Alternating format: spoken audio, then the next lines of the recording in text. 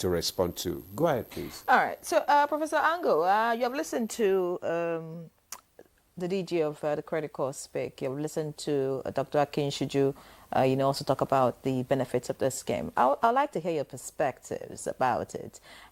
Do you think that this is a step in the right direction? Would this really improve the purchasing power of the average Nigerian?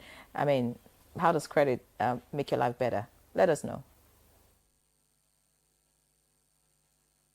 Thank you. When we had this discussion 1 year ago, 1 year, 1 month exactly today, with this same panelist, I remember I was skeptical. I was not very upbeat in terms of, what the objectives were. However, there are certain objectives that are clearly beneficial to the economy, and I think those objectives have been achieved. For example, creating that credit culture and then creating a kind of record, credit history for every Nigerian or every participant, I think that is desirable. And I also believe, the way we are going about it, the way the credit core is going about it, right from last year when he said, that time you asked whether they had an office and they were CEO, care of Minister of Finance Incorporated. Right from then, he said technology was what they embraced, and I think that is also helping. Now, luckily for us, unlike what we had during the People's Bank era, where we have NIN, we have BVN now, so it is possible to automate and have a history and a culture.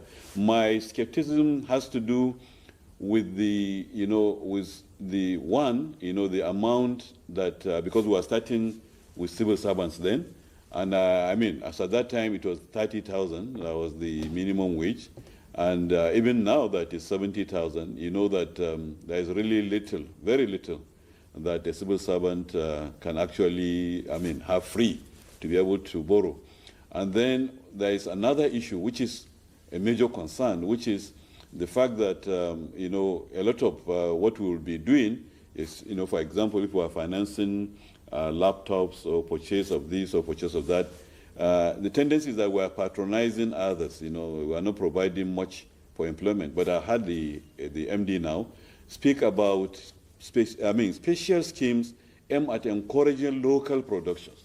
So definitely, if we are going to apply this concept and encourage local production, it's going to have significant impact on the economy gradually, but surely, it's going to happen. And we are at 100,000 now.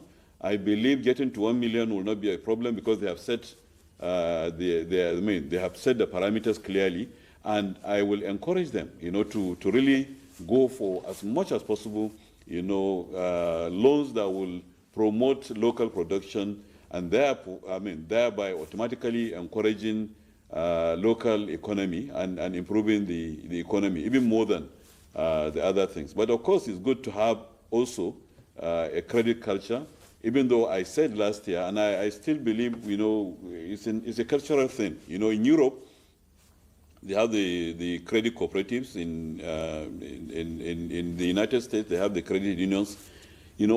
Everything was on credit. Everything. That is not our culture. But, for some things, it's good to encourage this kind of thing because, for example, if somebody should be able to, through this process, acquire a keke napep, for example, or something that will give him, or make it possible for him to really have, to expand his income, rather than waiting until he has saved, I think that is a very good thing.